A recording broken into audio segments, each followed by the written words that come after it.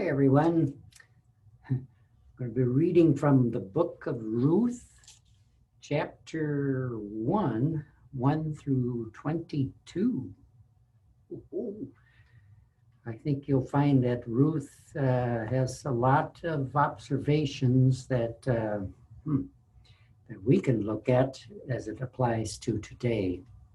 And one of the easy things I've noticed is that you're leaving a familiar place and going to an unfamiliar place. See if you can find some other themes. Here we go. In the days when the judges ruled, there was a famine in the land, and a certain man of Bethlehem in Judah went to sojourn in the country of Moab. He and his wife and his 2 sons. The name of the man was Elimelech, and the name of his wife, Naomi, and the names of his 2 sons were Mahlon and Chilion, and they were Ephrathites from Bethlehem in Judah. They went into the country of Moab and remained there.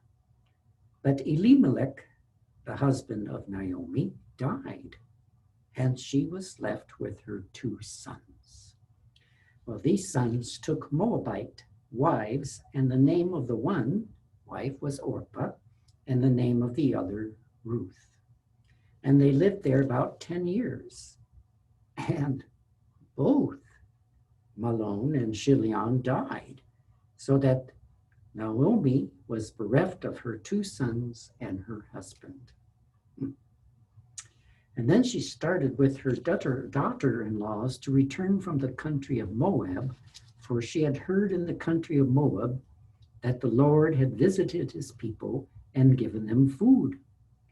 So she set out from the place where she was with her 2 daughters-in-law, and they went on the way to return to the land of Judah.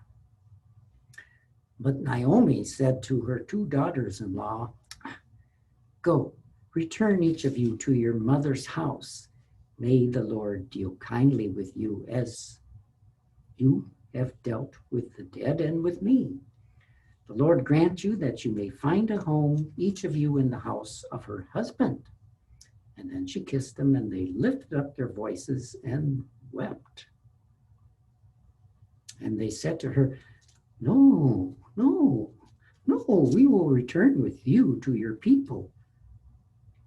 But Naomi said, "Oh, turn back, my daughters. Why will you go with me?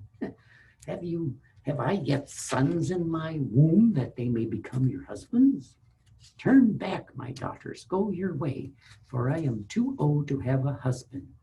If I should say I have hope, even if I should have a husband this night and should bear sons, would you therefore wait till they were grown? Would you therefore refrain from marrying? No, my daughters, for it is exceedingly bitter to me for your sake that the hand of the Lord has gone forth against me."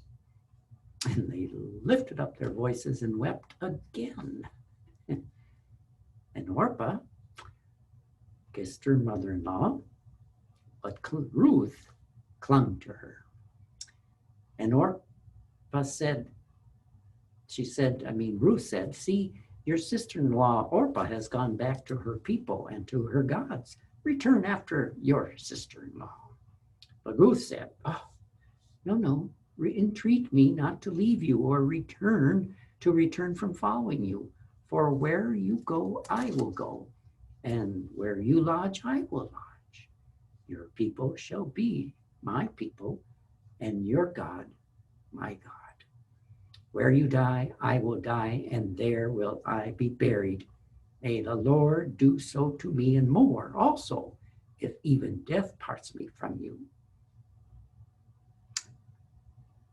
And Naomi saw that she was determined to go with her, so she said no more. So the 2 of them went on until they came to Bethlehem. And when they came to Bethlehem, the whole town was stirred because of them. And the women said, "Is this Naomi?" And she said to them, "Do not call me Naomi, call me Mara, for the Almighty has dealt very bitterly with me. I went away full, and the Lord brought me back empty. Why call me Naomi when the Lord has afflicted me and the mighty has brought calamity upon me? So Naomi returned, and Ruth and Moabitess, her daughter-in-law, with her, and returned from the country of Moab, and they came to Bethlehem at the beginning of the barley harvest.